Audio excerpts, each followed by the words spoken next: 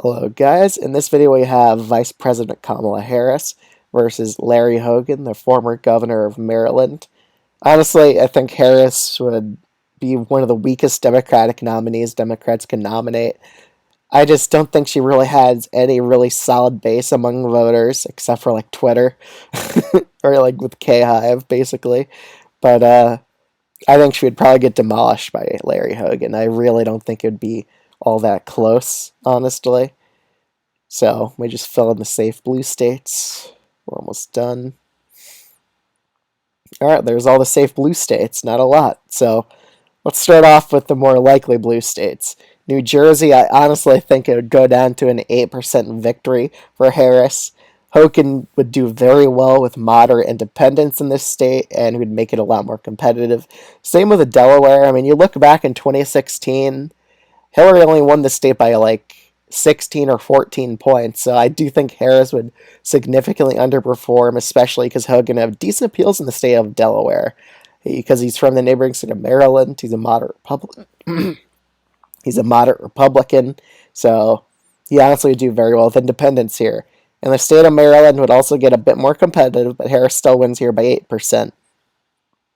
Same margin as Delaware, basically. Just because it's a very blue state, but Hogan would definitely get the margins very far down with independent voters and just more centrist Democrats he could appeal to, because that was his coalition last time in the governor election. But still, I think partisanship still leads to Harris winning this state.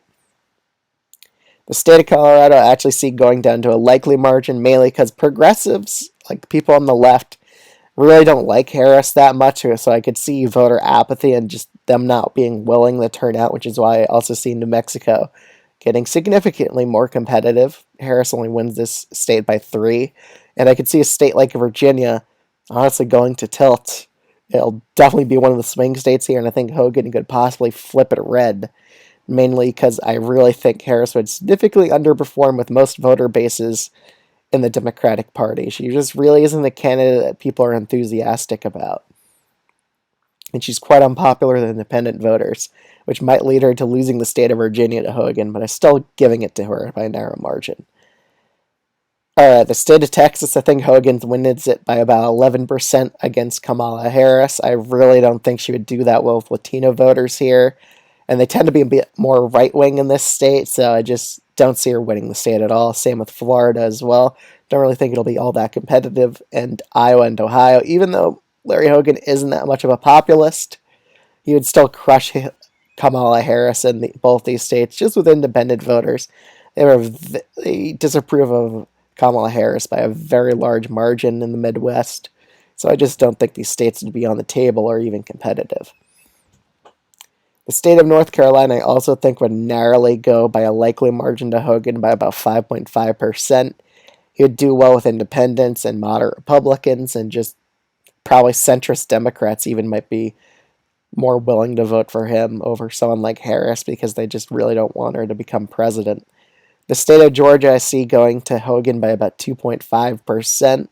Even though Harris, I think, would do decent with African American voters, I just think those more white moderate voters might side with Hogan, mainly because they might see Harris in a negative light. They just really don't approve of her in general. She does have the lowest unfavorability of any vice president in a while, probably since Dick Cheney.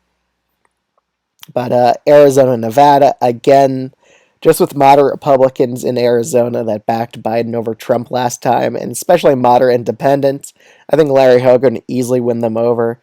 And in Nevada, I think Hogan would also do amazing with independents in this state, probably win it by about 2%. Nebraska's 2nd district really wouldn't be that competitive. I still think Hogan would probably win here.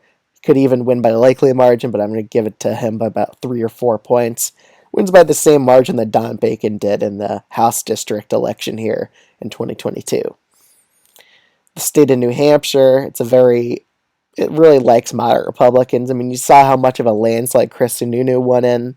I think it would narrowly favor Hogan by about 3% in the state of New Hampshire, because I just don't think Harris really did that well, or she wasn't even doing that well in the polling here in New Hampshire in the 2020 primary. So I don't really think she appeals to New Hampshire that well. And even Maine would get shockingly close. I would even put it as a tilt state. It would really have the potential of flipping because of a reduced margin in Maryland's first district, and Hogan would crush into Maine second, winning over most moderate independent voters here by an over 10% margin and nearly flipping the state red. So now we're down to the four Rust Belt states, and honestly, I think Hogan possibly could sweep all four. I think he would do well in Wisconsin, even though he really isn't that much of a populist. It's more so an anti-Harris vote. Same with Pennsylvania, and honestly, he could narrowly flip Michigan red again. But I still think Harris would narrowly win Minnesota against Hogan, but it really has the potential of flipping because it does kind of like more moderate Republicans. And even though Hogan's not a populist, I mean, I don't think Minnesota's that much of a populous state anymore. I mean, Trump lost this state by 8 points in 2020. So the only way to probably win it is with a moderate Republican like Larry Hogan. So that's my election prediction. It was Hogan versus Harris. Let me know what you think of this video in the comments below. Like, comment, and subscribe, and I'll see you guys in the next one. Bye.